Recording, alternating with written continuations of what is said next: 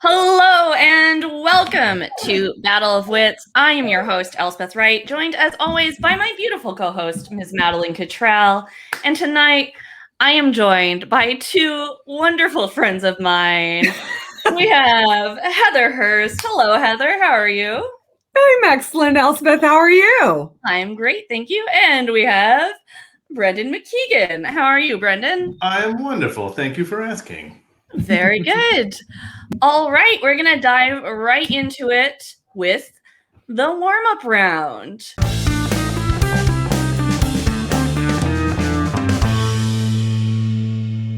Now it is time for the warm-up round. In this round, I will ask you some interesting questions, and I will give the point to whoever has the best answer. So impress me with your wonderful answers. Brendan, we will start with you for this one. What is Boring, Oregon's sister city? Oh, Boring, Oregon's sister city is, it's a Swedish city, and it starts with a B as well. Bjornline, something like that. Okay. Borkenline? Yeah, Borkenline? something like that. Yeah, because they share the same latitude lines, not longitude, but yeah. Same way that like Burlington, they have Osaka, Japan. So there's like, they usually go like equal distance around the globe from each other. So that's how I know that. Okay, very good, very good. I think your dog may know the answer, and he's going crazy. He's like, no, that's not it. All right. Heather, what is your answer? Oh, it's actually it's Dell, Washington. It's just over the border, and they share a common street light. They're very small towns, and they have one street light, and that's their claim to fame, that they actually share the street light. And when you cross from Dell, you go to Boring. Very good. Heather, I'm going to give you the point on that one because you were weirdly close. So the sister city is actually Dull, Scotland. So there's a city in Scotland, or a town in Scotland called Dull. And it has been sister cities with Boring, Oregon since 2012. Put that in your scotch and drink it, McKeigan. I'm joking. We killed him. We're only one question in and we've killed him. Oh no.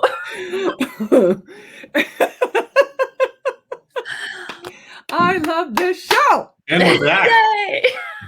Yay. My dog just jumped at me too at the same time. That matters. Well, that's amazing. Well done. Good answer. Thank you. All right. Heather, we will start with you for this question. What Hall of Fame was Abraham Lincoln inducted into in 1992? Abraham Lincoln was inducted into the Tall People Hall of Fame. And I can't remember the name of the place, but it's in Denmark somewhere, because they're all tall. I know this because I'm a tall woman and I follow the historical tall people closely. And so a lot of people think that it was he was inducted into a Civil Rights Hall of Fame or something like that. But no, a lot of people just don't remember that he was just, before he was the great emancipator, he was just a tall dude. Yeah. Yeah. And I think he was around before basketball was invented, but I'm sure people still walked up to him and were like, hey, do you play this future sport called basketball? Because you're tall. Yeah, definitely. No doubt they also, it's like, hi, like, what's the weather like up there? Yeah, it's the same as what you're feeling, just sooner.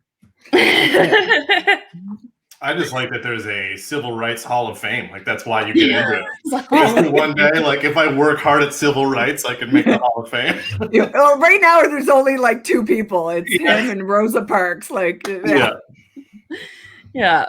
Oh yeah, strangely Martin Luther King's not in there. It's not a great Hall of Fame. It's well very slow. I mean, 92 for Lincoln. That's a long lifetime. That's true. They need to 140 years. Yeah. It's an unorganized staff.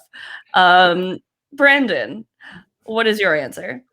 He's actually in the Fashion Hall of Fame because of Mm. the stovepipe hat, or the whatever that's called, and his beard, because he is synonymous with that large beard and that hat. Yeah. Those things are famous because of Abraham Lincoln, which makes him a little bit of a fashion icon, which puts him in the Fashion Hall of Fame. Very good answers. Brendan, I'm going to give that one to you. Both wonderful answers, both incorrect. He's actually in the National Wrestling Hall of Fame. Wow. Yeah, so our buddy yeah. Honest Abe is said to have he was only defeated once in 300 matches. So, iconic president, also won 299 wrestling matches. So, he's in the Wrestling Hall of Fame. Do you know how many comedians who are huge wrestling fans are furious at us right now, Brett? I'm not myself. If only he could have wrestled John Wilkes Booth, eh? But there we go. Yeah. It's like you got the jump on him. Yeah. From the top turnbuckle. All right, we've got 2 questions left in this round. Brendan, we'll start with you for this one. What is the Cookie Monster's real name? Arthur. Okay. Wow, you answered that really quickly. How do you know? It's just one of those dumb trivia facts that I know. Mm-hmm. His name is Arthur, and because sorry, the dog is jumping on me. It was Elmo was going around asking everybody what their names were, and I was babysitting for my nephew at the time, and he was watching it. And Elmo says, "What's your name? Cookie Monster?" And he goes, "It's Cookie Monster." He goes, "No, everyone has a first name. I'm Elmo. I'm Elmo." And then he's like, "Arthur." So I don't know why, but I remember Arthur. Okay, very good. Heather, what is your answer? It's actually Arturo. But he didn't want Elmo to feel bad because his name also ends with O, so he said Arthur, but it's Arturo. Yeah, Arturo. Yeah. Mm-hmm. That makes Cookie Monster just a little bit sexier.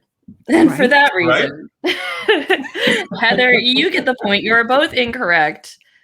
It is Sid or Sydney. So Sid, the Cookie Monster. 2004 song, the Cookie Monster revealed that before he ate his first cookie, his name was Sid or Sydney.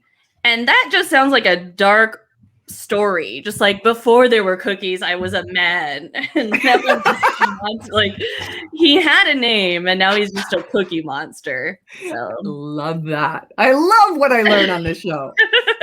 Sugar is addictive. And Sid, sugar is addictive. That's crazy. Oh my gosh. That's maybe that's what it is.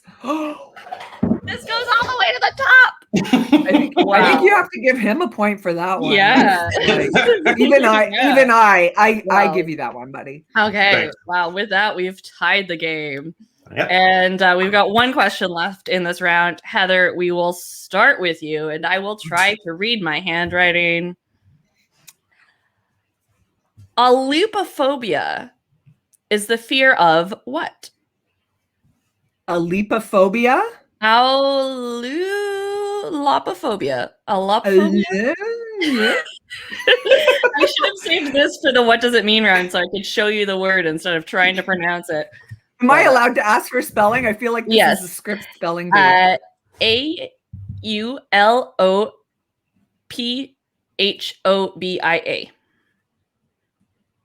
Alopephobia? Alopephobia? It's the fear of hair loss. Mm. Yeah. It's the same root as alopecia. Fear of hair loss. Yeah. I'm going to stick with that. If you can't pronounce it, I don't know why I think I have to get like a factor of difficulty for like not being able to understand what the exact word is, but I'm going to go with fear of hair loss. Okay. Which I think everybody has. Oh, very much so. Yeah. Madeline's locking in your answer, fear of hair loss. Yes. Brendan, what is your answer? Can you spell that again? Just the before the phobia part. Yeah. AULO. Allophobia? Allophobia? Oh, okay. Allophobia is the fear of water-based plants like seaweed, corals, or anything like that, because it's like aqua and loofah. Loofah is actually a plant that's in the water. So any water-based plant. That's a good answer, Brendan. I'm going to give that one to you.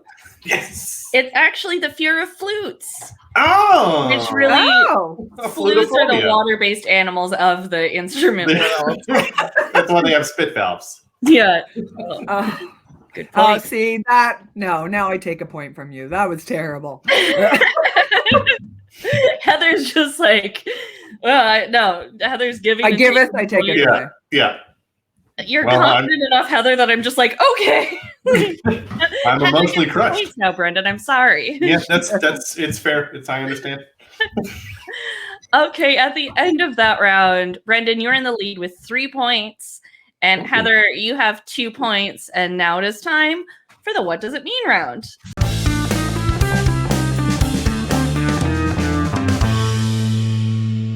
Now it is time for the What Does It Mean round. In this round, I will show our contestants some interesting words, and they will tell me, what does it mean? Heather, we will start with you for this one. Hulchy. What does hulchy mean, Heather? Hulchy. Hulchy is... And if you have an alternate pronunciation, obviously I'm not good at pronouncing things, so just let me know. Hulchy is actually a form of dulse that we actually harvest. I'm in Nova Scotia right now, and we actually harvest hulchy down on the South Shore. Very rich in iodine and other essential minerals. Hulchy. Very good. I'll take it. Brendan, what is your answer? Hulchy is actually a thick type of mulch that's made out of all of the leftover wheats and grains that are left over and wood chips at the end of breeding season. The end of breeding season for what animal? For cows. This is a farm, so. No, this is a farm. I didn't realize this was a farm. Yes, I thought it was in an apartment in Montreal, but no, I'm on a farm. Nope. That's why it's so expensive to get hulchy in Montreal. Shipping. Well done. Both are very good answers. Brendan, I'm going to give that one to you. So hulchy actually means swollen. Huh. So it's just swollen. You got, like, I got a hulchy eyeball after falling on the ice or something. I don't know. I haven't lived in my apartment in 6 months. I don't know what could make me swollen at this point. I think COVID has made everybody a little hulchy, don't you? Yes. Yeah. Does this look hulchy to you? Is what they said to the doctors in the 1800s. It is. Okay. Brendan, we'll start with you on this one. Yelting. What does yelting mean? Yelting is when you make a thick blanket out of sheep's wool. Very good. Very good. Okay. Heather, what is yelting? Brendan's really close, actually. It was the process that they used to use when they would just they would beat urine into wool woven blankets to make them waterproof. Nice. Very good answers, both of you. Heather, I'm going to give that one to you. The actual correct answer is a glass-eyed snapper. A type of fish. Oh, right. Yelting. I'm kind of grossed out by fish, so to me, a fish is like just as bad as urine-soaked wool. So I won on the gross factor, did I? Yeah. Yeah, well, I'll take it. I don't care. Check out this mulchy yelting I just got. Oh, no. Throw it back. Yeah. Wait, did that have yelting in it? Because my throat is getting hulchy. Well done, both of you. Also, Brendan, that throw it back sounded like you were on like one of those fishing video games that exist for some reason. Like, Yeah. throw it back. Throw it back. Tap X. Yeah. Perfect. Okay, we have one word left in this round, and I'm definitely going to need your help pronouncing this one. Brendan, we'll start with you.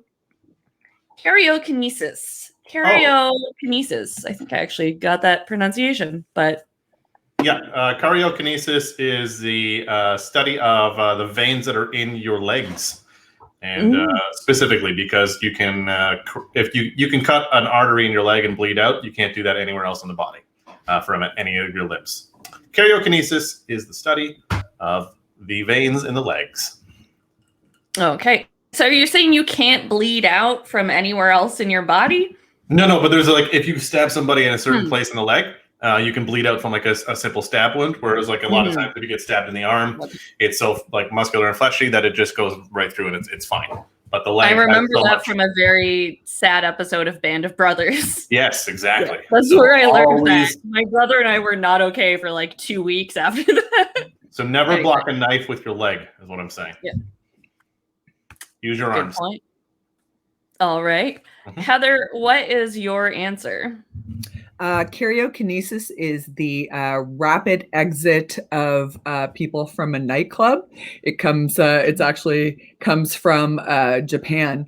When somebody would go up and start singing karaoke very out of tune, and people would go, "Screw this! I'm out of here." Karyokinesis. Yeah. It's when I get on stage and do my signature total eclipse of the heart. Everyone's out of there. Very good. Heather, I'm going to give that one to you.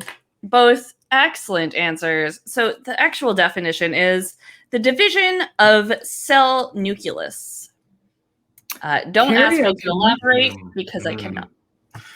It's kind of like osmosis, but just going through a membrane and not coming back through it. It's reverse osmosis. Yes. The old double reverse. the double osmosis. Yeah. It's a trick play. They only save it for all-star games. All right. Excellent round. Both of you, at the end of that round, you each have 4 points. Hooray! We're doing it. We're doing it. Yeah.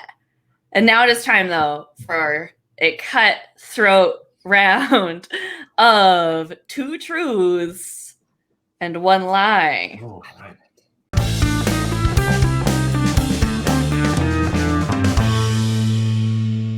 Now it is time for 2 truths and 1 lie. In this round, each of our contestants will tell us 3 short stories, 2 of which are true, 1 of which is a lie, and we will interrogate them to figure out which story is the lie. So because you are tied, Heather, you will go first as a returning champion to the show. You know how this is done. So what are your 2 truths and 1 lie, Heather? Suspicious already. Yeah. Yes. We'll take care of that in post. 2 truths and 1 lie. All right, here are my 3 stories. 1, I was once a chauffeur for a boy band. 2, I smelled perfume off Jennifer Garner's wrist. And 3, I took a very large smelt, which is a fish, to 3rd grade show and tell. I instantly believe the boy band one, and I don't know why. In my heart, I was just like, "That's like I don't know what it was about that one." Yep. I instantly believed it. Brendan, what's your first question? Which boy band was it? Famous Canadian boy band, Soul Decision. Oh, I was gonna say B44. Nice. I thought it was gonna be B44. Oh gosh. Yeah. If you get down on me, I'll get down on you. I remember when that song came out, I was like, I was too young to know what they were talking about, but I was just like, this feels wrong. Like, I felt it in my little preteen bones of just like, this isn't. I thought you were going to say preteen loins. And No. It was, but also, yeah. Yes. Yeah. No, it's like, I shouldn't be hearing this was sort of how I felt about that song. Okay. So how did you, so what was your interaction like with Soul Decision? Can you paint us a picture a bit? I was actually older than them, which is always the story of my life, but didn't stop me from shamelessly flirting with them. And I had to drive them. They were in town for a benefit concert, and I was a volunteer. And so I was driving them around the city and to and from the airport. And pardon? What city? Ottawa. Okay. And I remember driving back, and I remember actually driving back to the airport, and one of the guys was sitting up front with me, and he said, "I had a dream about you last night." And I was like, "How did I look?" I was like on fire. It was great. So yeah. But they were fine. They were good Canadian kids, stick on the ice, puck in the corner, whatever. I don't know. They probably performed their shows on ice. Yes. But yes, I am a bit of a fan. Mm-hmm. Okay. Could you hum a few lines of one of their songs for us? No, because I'm a terrible singer. I'm really bad. But I remember their big hit was "Faded," which I loved, and ooh, it's kind of crazy. I've been thinking maybe that should get you out of my mind. Something like that. I don't know the words, and if I sing longer, you're gonna have to pay royalties. So I'm just gonna give you that right there. Well, decision's coming for my ass now. There you go. It'll be the most money they've made in years. No. Actually, the lead singer, Trevor Guthrie, went on to do a very famous song not too long ago with Armin van Buuren. He's got good money. Don't worry. You're fine. Okay, good for them. I love when like a Canadian flash in the pan pop musician sort of carries on. All right. Brendan, what are your other questions for Heather? What movie was your interaction with Jennifer Garner part of? It was not part of a movie. I don't think I said that. I just said I smelled perfume off her wrist. But it was right after Juno premiered at the Toronto International Film Festival. Okay, I don't remember what year that was. Why were you smelling her wrist? Yeah. So we were. I was in New York at the time, and I was in this. I think it was a fresh cosmetics store, and nobody was there, and I had just been at the premiere of Juno, and so she was shopping there with the baby Affleck at the time. She came around the corner, and I just went, "Oh my God, Jennifer Garner just saw Juno. Congratulations." And she's like, "Oh my God, really? Were you there?" I was like, "Yeah, I was there." And she was like, "Oh, that's so cool." And she's like, "What do you think of this?" And she put her wrist out, and I smelled her wrist, and I was like, "It's lovely." And it's like, I don't remember what it smelled like. I'm smelling Jennifer Garner's wrist. I was so fangirling, and I also wanted to kidnap the baby because Ben Affleck at the time, he was still good then, but yeah. Okay. So, that all checks. That all tracks to me. I don't know that it does. Mm-hmm. I've got my suspicions. Yeah. Okay. Yeah. Do you remember what she was wearing? Oh, just like a t-shirt and jeans. Okay. Yeah, it was a day shopping for her, I guess. I don't know. And were you there with anybody? Because it's just weird you don't remember what she smelled like when scent is the strongest sense type memory. I know, right? But that's how overwhelmed I was by celebrity. I was there with my girlfriend Janet, who was living in New York at the time, who I was visiting. You never just catch a whiff of lavender on the wind and go, Jennifer. I wish. Oh my God, that'd be amazing. I would love for her to go into some interview and say, oh yes, I wear this, violet perfume this strange Canadian girl recommended for me. Like, I don't, I wish, I'd love to see that. And then I go, that's me. But no, well, maybe she loved that perfume, and every time she wears it now, she's just like, "Oh, that nice lady helped me pick this out." Yeah, wouldn't that be nice? Wouldn't that be awesome? Yeah. Oh yeah, from your lips to God's ears. All right. Do you have any more questions about Jennifer Garner, Brendan? No, not about Jennifer Garner. Let's move on to this fish show and tell then, shall we? Yes. Yeah. I have a question about the fish. Okay. Hit me. Who caught it? I caught it. That's why I brought it in, because my dad was convinced it was the biggest smelt he had ever seen. And what body of water did you get this in? It's a place called Indian Harbor Lake here in Nova Scotia where my grandfather lived, and we would go smelt fishing there, ice fishing every winter. How big was the fish? Good question. So that's the hilarious part is because I was grade 3, I don't remember it. Relatively, it feels like it was a foot long, but I honestly, I can't remember. Okay. How did you How did you pack it up to bring it to show? Exactly. And how long before school did you catch it? It was school, this was a Monday and you caught it the Sunday afternoon, or? It was, we were ice fishing on the weekend, and so it was frozen, obviously, the whole time. My dad cleaned it out and froze it, because eventually we ate it.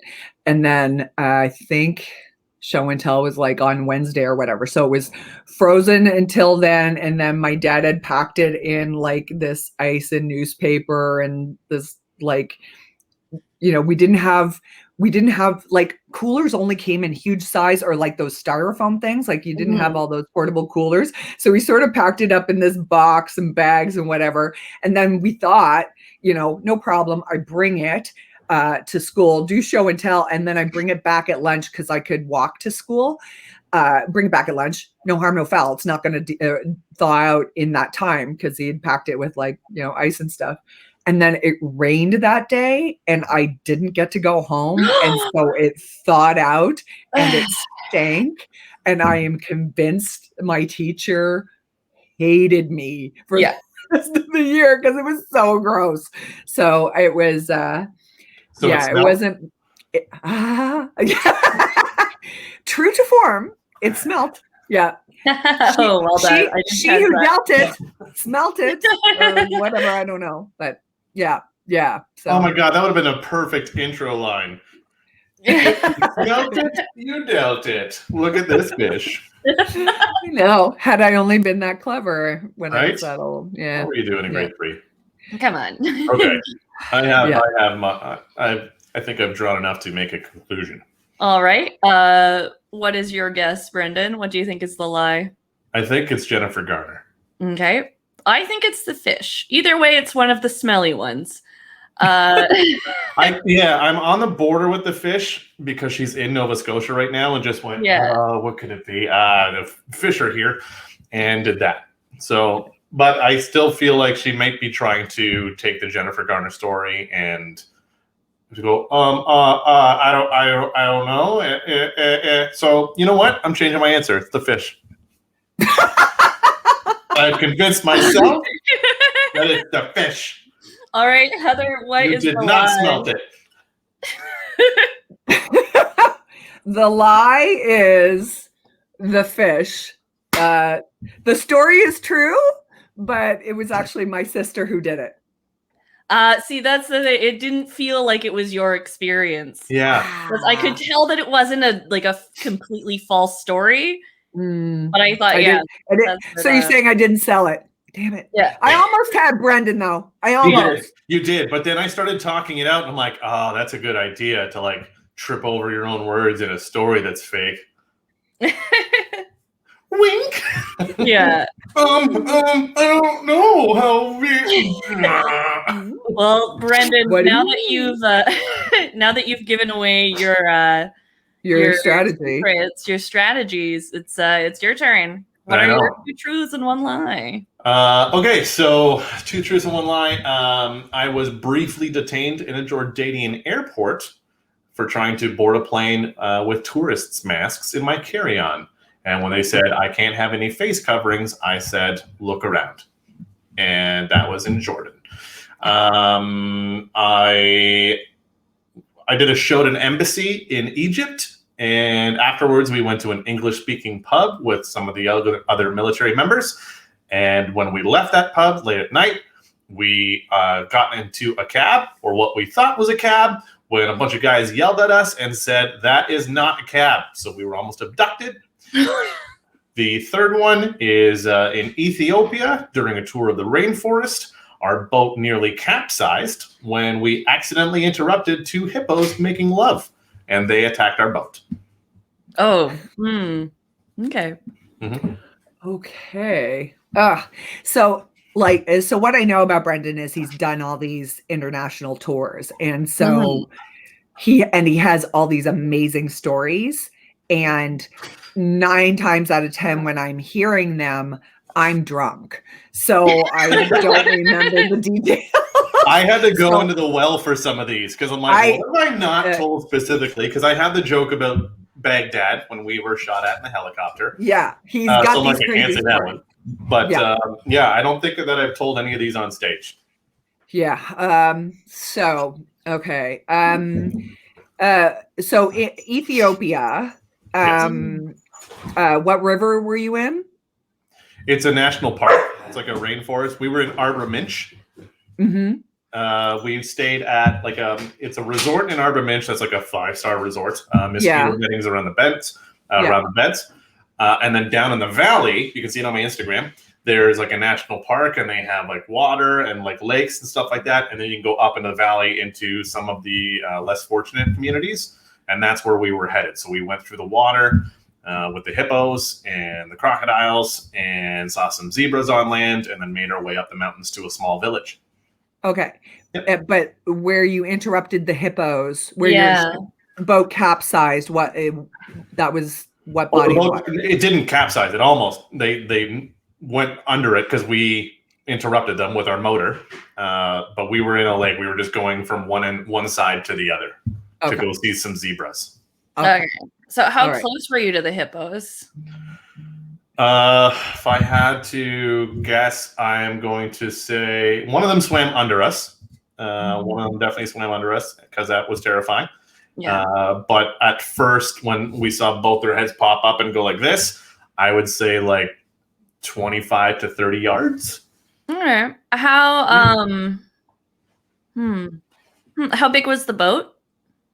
Small. Like a fishing boat, essentially. Like maybe a little bit bigger than a fishing boat because it's Ethiopia. It's not really going to be the best equipment available. So. And what time of year was it? This would have been that tour was in February. Okay. Yeah. So the hippos were celebrating Valentine's Day. That tracks. That's right. Yes. You were just very romantic. Very romantic. They are. The hippopotami. Mm-hmm. Okay. All right. And then in Egypt. So was the pub off base or? We were never on a base. The show was at an embassy. Okay. Yeah. All right. And in Cairo? In Cairo. Or where? In Cairo. Yeah. And what comics were you there with? It was Slade. For those who don't know, Slade Ham, Sam Damaris, and Laura Hayden. Okay. Elspeth, do you have any? Yeah. So can you just tell us a bit about just that whole scenario? Like you walk out of the pub and you're just like, oh, this is a taxi, or what? Yeah. Yeah, because they line up outside normally. Oh, okay. Because they know that's where the drunken military people are that tip well. It was about a 15-minute walk from the embassy, but we got a ride over to the embassy from the hotel, obviously like in our van. But from there, they're like, "Hey, do you want to come out with us? And we'll take you down to this pub." So we said, "Sure," which was another kind of converted house. And we did karaoke. It was great. Nice. And yeah, outside afterwards, when it was like closing time, they had karaoke-nesis, yes, where I reverse sang through a microphone. And yeah, the cars were lined up, and that's how they normally are supposed to be. But there was a car, and we're like, "Taxi?" And they went, "Yes, yes." And then they come in, and then we open up the doors, and we're about to get in, and 3 of the military guys just came screaming out at us. I'm like, "No, no, no, no, no, no, no," because apparently they try that every so often. Obviously it's happened to somebody. I don't know. But they're like, "Yeah, you just got to be careful because, even from the airport, it's the same thing. They try to scam you and kind of take you." Yeah, that tracks. Yeah. Okay. Jordan, who were you there with? Same group. Same group, same trip? Yeah. Okay. And you were going through airport security? Yes, we were leaving Jordan. Okay. You were leaving Jordan to go to where? Jordan was, man, I don't know, because there's like 18 flights in 14 days. So I don't know. I want to say Jordan and then Ethiopia, Djibouti, because it kind of tracks on a map. So I think it was that. Okay. All right. I looked off as if I was like actually picture. I don't know where Djibouti is on the map. I was just like, yeah, that makes sense. I was like, why are you talking about my booty? And what city in Jordan?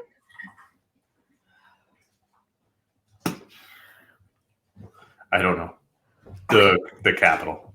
The capital of Jordan. Yeah. We didn't get to go to the because we were only there for one night. So we flew into whatever the main city's airport is, drove 2 hours to the base, did our show, came back, and flew out of there. Oh, that's a bummer. Yeah, so we didn't get to go to that thing in Petra. Petra, that's it. We really wanted to go, but we didn't get to. And where did you get the masks? I got them in Venice earlier in the tour. Oh, okay. So they're like decorative sort of masks. Oh, okay. Yeah. All right. Okay. All right. And okay. All right. Man, there's things that I dislike about all of these stories. Yeah. Is it that I'm in them? Yes.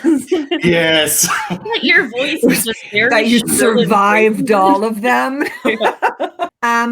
See, I totally believe the Egypt story. That sounds like bang on to me. I am inclined not to believe the Jordan story because you got in with the masks.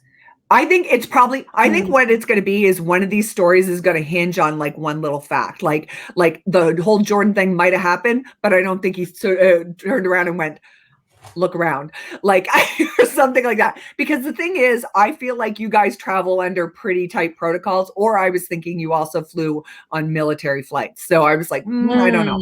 But then with the hippo story, you just seem to not know much about what was going on. So I was like, are they in lakes? Would they be doing that in February? I don't know. So I'm trying to decide between those two. I am going to I'm just going to guess. I'm just going to go Jordan's the lie. Okay. I think hippo's the lie. Okay. Brendan, what is the lie? You're both wrong. Oh, you! That one was the most believable, you bastard! 4 of us were in a taxi, I was wasted and laying across everyone's lap in the back of this thing. Couldn't see where we were going, but Slade and Sam said that we had circled the block a couple of times, or like the cab just didn't quite know where the hotel was. That's what it ended up being. So we were like, oh my God, are we getting kidnapped? That's all it was. Everything else happened. Everything else happened exactly how it was. Well, Brendan, well done on that round. You absolutely swept that one. Yep. So at the end of that round, you're in the lead with 6 points. Heather, you are close behind with 4 as we go into the how much round.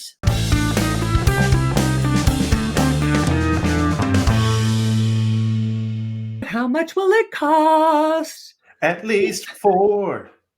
That was beautiful.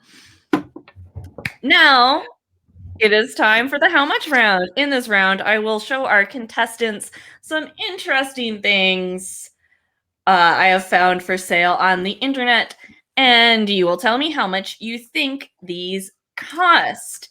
Points will go to whoever is closest, even if they're over. It doesn't matter. Our first item, the Protective Personal Pod from Hammaker Schmelmer. Hammaker Schlammer? Hammaker Schlammer. Yep, that place. Oh, look how happy they are. They're so happy to be living in this dystopia in which we currently live. This pop-up portable pod helps you avoid exposure to germs in settings where you may be unable to maintain social distance. That is the description from the website. How much do you think this pod costs? Also, I want to point out, I love that it has little armrests within it. I know. I'm looking at it going, yeah. I'm just seeing snack pouches, but sure. Yeah. Yeah, when bars and stuff reopen in Montreal, I want one of these just to keep people away from me. Like, you don't need to do this. Yeah. Yeah. I like it.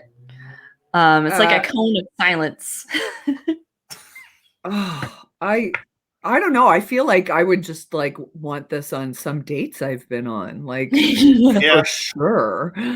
Oh, that looks like it is way too appealing to me. I think it's going to be like $332.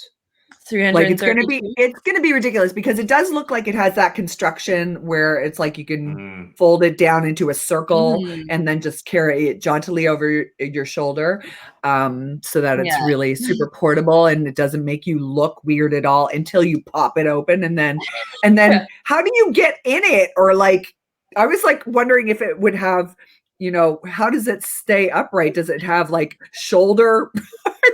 I wonder if you can, like a pop-up tent. I feel like you can't walk in it, actually. Yeah, good point, Heather. I feel like you have to be seated in it. Seated, yeah. Yes, exactly. Oh, unless but there's also, like some sort of shoulder there are armholes, so like it's like just wear a mask, people. Yeah. It's like, I don't know. Did doctors invent this? Like they took those little NICU, like the hands through. This is how we feel the baby. I don't know. Like that's crazy. Incubators. Yeah.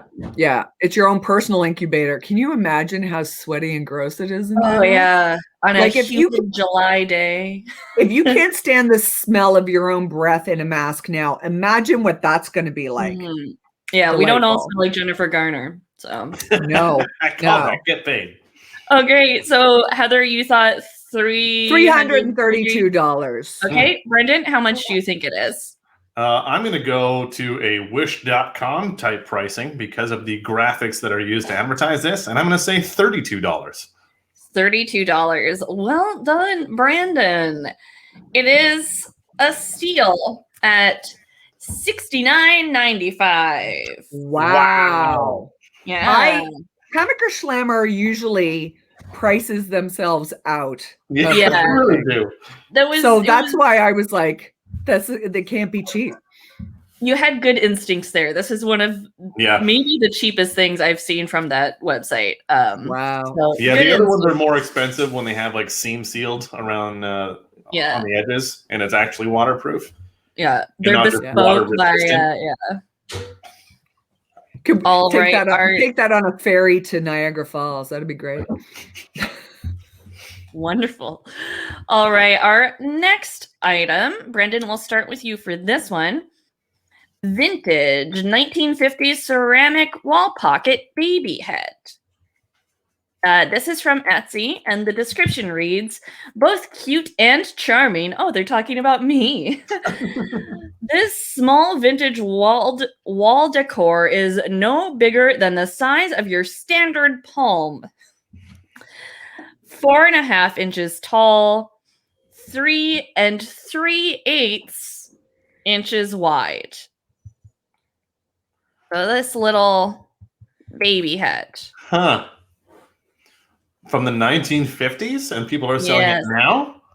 Yes, so it's vintage on Etsy. They want $124.99.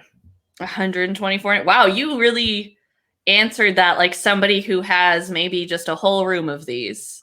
Not a whole room. Not a whole room. Just half a one room. wall. What I like about it, but I don't think that's the case, is that its left eye looks like it's a hole that it looks like one of those things that you would see in a movie where people are spying through, you know? Yeah, and you have that creepy baby eye. This creeps me out to no end. Like if I saw this on somebody's wall, I'd run. Like, and also who stages this by putting it onto an orchid? Like, what is that about? Like, it's all unnerving. That's actually it's on the leaves of the flowers that are covering the graves. Yeah. Murdered by like, why would I want this just a disembodied head on a wall? Like, ugh, nasty. There's no scenario in which it's not terrifying. Like, yeah. And what's the point? Just decor? Like, do you hang a sweater on it? Just tchotchkes, you know? I just feel like a sweater from its teeth. This baby has too much makeup as well. Like, ugh, gross. At the time. I'm gonna go with like $79.99. $79.99. $79.99. Brendan, what did you say again? $124.99. Heather, you get the point on this one. This sweet baby is $45. So thank God. See, that's properly priced, actually. Like, well, I'm saying that's properly priced. Not that I would ever buy it, but if I had to, I don't want to pay more than $45. Thank you. Yeah. Fair point. Okay. We have one item left. This is from the world around you. You spelled the sheep way. Love it. Duck lads. Duck lads? Duck lads. So the description reads, duck lads are made of ducklings, and action figure heads. Duck lads. Oh my God. And this item is currently on sale. So the price that we have is the sale price. We're guessing the sale price and not the full price. Yes. Is this a taxidermy duckling? Yeah, so it's a taxidermy duckling with an action figure head. That is because the other way is creepy. Yeah. Oh my God. Do they take the heads, the duckling heads, and put them on action figures? Because I would buy that. Yeah, that's not messed up. This is creepy. Oh no. A duck head on a G.I. Joe. Duck Barbie? Gives new meaning to the term duck lips for Barbie. Yeah. Oh wow, that is fantastic and so creepy. Also, wait, what is that sticking out of it? Like, is that what a duckling's little wing looks like? Like, it looks like a chicken foot just randomly stuck out of its body there. That's fucked up. Yeah, let's see if I can zoom in a little bit. Oh, I can't. Yeah, it's yeah, it's okay. Yeah, it's a little sad wing. Wow. Oh, that is so creepy deepy.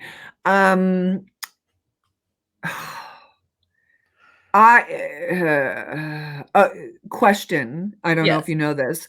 Can you request the kind of action figure head on it that you get on the duckling, or is it just pre-made? You just choose what they have available. Good question. I think it's just pre-made, especially since this is a sale item. But Sale price. Can you tell us what percentage on sale it is? Are they trying to get rid of them? It just said on sale and didn't show the original price, but obviously I had to use this beautiful duck lad. I mean, it's amazing. I don't even know how you find these things, but I'm always impressed. So I'm gonna guess $24.95. $24.95. Okay. There's a lot of craftsmanship, you know. Yeah. Okay. Brendan, how much do you think for duck lad? I was thinking like $44.99 because it's on sale, and like normal price is probably $70. It's a taxidermy duck. I know, but it's small. Yeah, and they probably are. They probably find them. I don't know taxidermy rates. I don't either, but I think like ducklings like this are probably just thrown away. Like I don't think he pays a lot for the bodies. I'm gonna be honest. And popping the heads off dolls at a Value Village probably costs nothing as well. So I'm just saying. Gets them from the quack yard. All right. Brendan, you get that point. You are both under. It is $77.99. Oh my god! I was thinking $64.99, and I'm like, "There's no way." Like even $64.99, and that's the sale price. That's taxidermy is expensive. Wow. I think that might be one of the cheapest taxidermies I've had on this show. Wow. All right. Love it. Both very well done, well fought round. At the end of that round, Brendan, you have 8 points, and Heather, you have 5 points, but it is very much anyone's game as we go into the lightning round. Lightning round. Remember, the lower voice will be mine.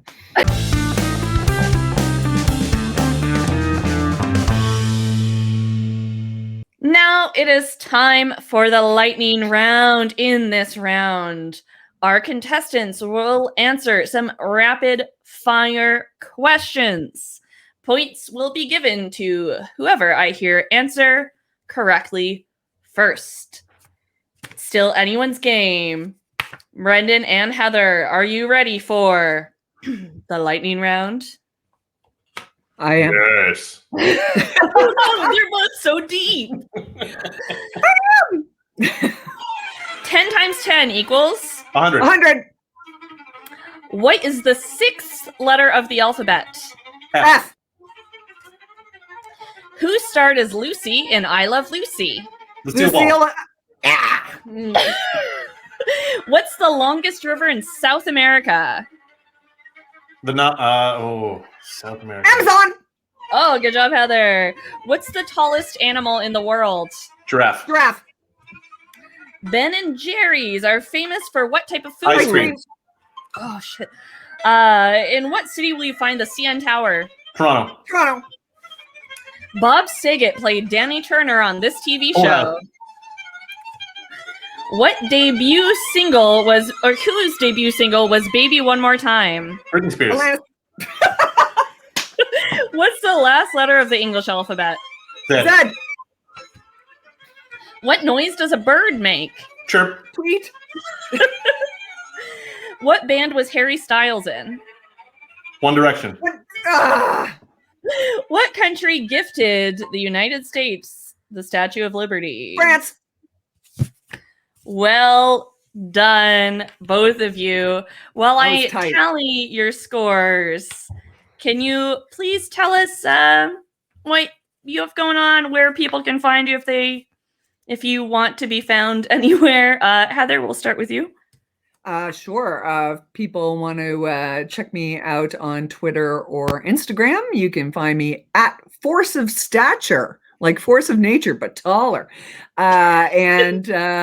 I recently recorded a set for Just for Laughs Originals album, and that'll be playing on SiriusXM and streaming services anytime now. So yeah, look for that. Nice. Thanks. Well done. All right. Brendan, where can people find you? All over the interwebs with my name. If you want to type that into Facebook or Instagram or Twitter or wherever you are, even the YouTubes, I'm on there. So just type in my name and look for it. Every Thursday, part of a show called Codenames Live on Twitch. That's with Tim Real and with Elspeth. That's how we know each other, and that's been wonderful. And I'm also going to be doing a show with Heather Hurst. I don't know when, but sometime in the next 5 years. So look for that coming. I can't wait. Me either. Yeah. Wonderful. That was an excellent game. You both played very, very well. But at the end, there can be only one winner. At the end of that game, Heather, you have 10 points. And Brendan, you have 16 points. Congratulations, Brendan. Well done. Congratulations, buddy. Thank you. Excellent. That speed round, that stupid knowledge of trivia knowledge is really paying off. I answered some and then felt disgusted with myself. Like, why do I know that? Thank you both so much for playing, and everyone at home, thank you for watching. Please remember to subscribe if you haven't, and like and share. And we've got some merch in the show description. And if you just want to send some money my way, there's also a PayPal link, because this show isn't free. StreamYard's expensive. Anyway, thank you for watching. Like and subscribe and share. And Brendan and Heather, thank you so much for being on. My pleasure. Thanks, Elspeth. It was awesome.